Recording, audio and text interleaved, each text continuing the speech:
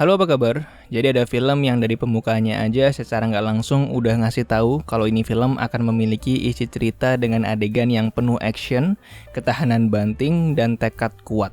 Judul filmnya adalah Sisu. Inti filmnya menceritakan tentang seorang bekas tentara yang hidup di masa-masa akhir Perang Dunia II. Yang mana dia sendiri sebagai bekas tentara tentu saja sudah meninggalkan kehidupan perang. Dan yang dia lakukan sekarang hanyalah mencari emas.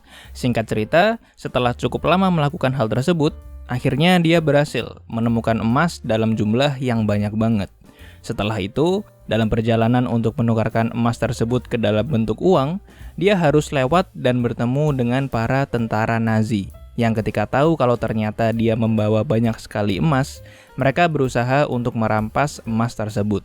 Nah, cuman yang gak disangka, ternyata karakter utama kita ini yang merupakan bekas tentara dan sudah meninggalkan kehidupan berperang, ternyata bukanlah orang biasa dan bahkan merupakan tentara yang paling ditakuti di masanya. Nah, jadi sebenarnya kalau dari plot ceritanya aja, bisa dibilang plotnya itu sederhana banget. Karena ya pada dasarnya isinya cuma tentang seseorang yang berusaha untuk mendapatkan sesuatu, kemudian ketika sudah mendapatkan sesuatu tersebut, kemudian dirampas oleh orang lain, dan kita sebagai penonton ngeliat bagaimana cara ini karakter untuk mendapatkan kembali apa yang telah dirampas. Jadi ya sebenarnya plotnya gitu doang. Nah, cuman yang menarik adalah bagaimana dari plot yang sederhana ini aja, ternyata bisa menghasilkan film yang seru dan menegangkan.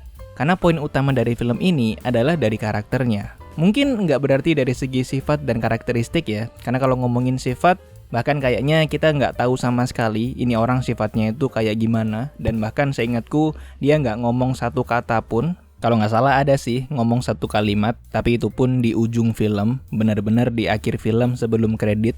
Jadi secara keseluruhan, kita cuma tahu kalau karakternya ini rela melakukan apapun demi mendapatkan emasnya kembali.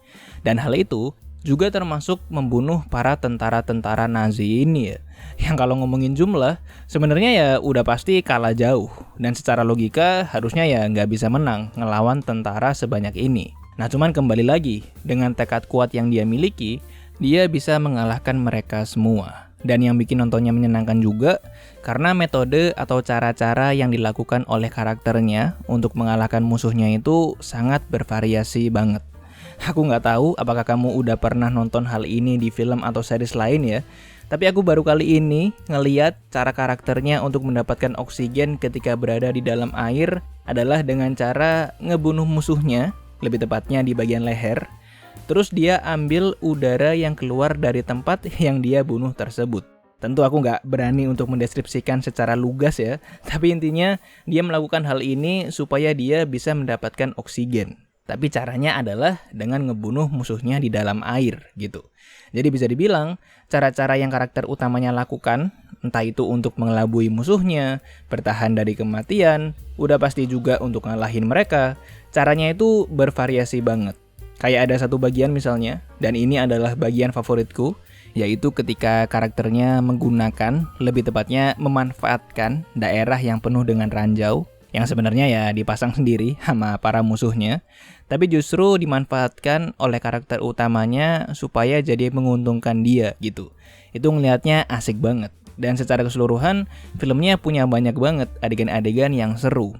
Walaupun di satu sisi, aku juga harus bilang kalau juga lumayan banyak adegan-adegan yang agak eksplisit, adegan-adegan yang lumayan berdarah-darah, ngeliatin luka, dan mungkin bisa bikin kerasa ngilu gitu.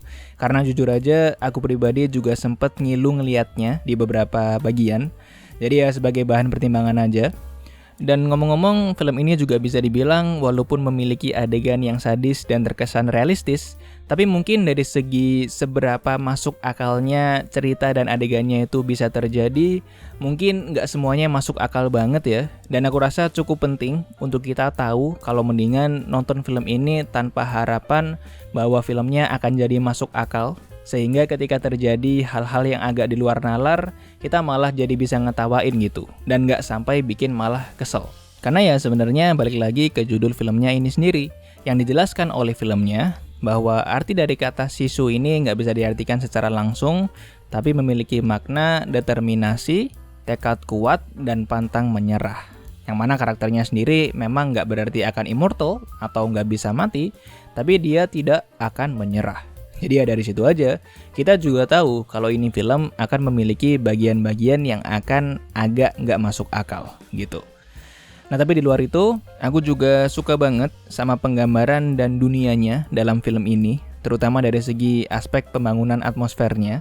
Dari adegan-adegan yang ngeliatin pemandangan landscape, namun tanpa ada apa-apa sama sekali di sepanjang lahan terbuka tersebut, dapat banget perasaan sepi semi-semi mencekam dari perang. Terus sampai beneran mencekam karena diliatin juga banyaknya mayat-mayat yang digantung di tiang di sepanjangan jalan. Apalagi kan dengan fakta bahwa karakter utamanya ini nggak kebanyakan ngomong, jadi makin berhasil membuat kita untuk lebih merasakan dan menyerap atmosfer dari dunianya itu sendiri. Jadi ya menarik banget. Tapi yang terakhir, sekali lagi aku pengen bilang bahwa cara filmnya untuk bikin karakter utamanya ini walaupun nggak kebanyakan ngomong, tapi tetap jadi menarik, itu bagus banget. Karena nanti di pertengahan film akan ada waktunya juga kita akan diceritakan latar belakang karakter utamanya ini lewat dialog antara tentara musuhnya. Dan ini disampaikan dalam keadaan mereka ketakutan. Jadi berhasil bikin semakin misterius dan semakin menegangkan. Sebenarnya agak-agak ngingetin sama caranya film John Wick yang pertama sih dalam mengenalkan latar belakang karakter utamanya. Yang mana menurutku juga berhasil dalam film John Wick yang pertama. Jadi ya silahkan tonton filmnya, kalau misalnya kamu tertarik, menurutku secara keseluruhan seru dan menyenangkan banget. Ya emang agak sedikit nggak masuk akal di beberapa bagian, tapi ya sebagai film hiburan, film ini berhasil ngehibur banget. Tapi ya tentu kamu punya pendapat sendiri, jadi terima kasih banyak sudah menyempatkan waktunya untuk menonton. Like, share, komen, dan subscribe kalau misalnya kamu suka, dan sampai jumpa.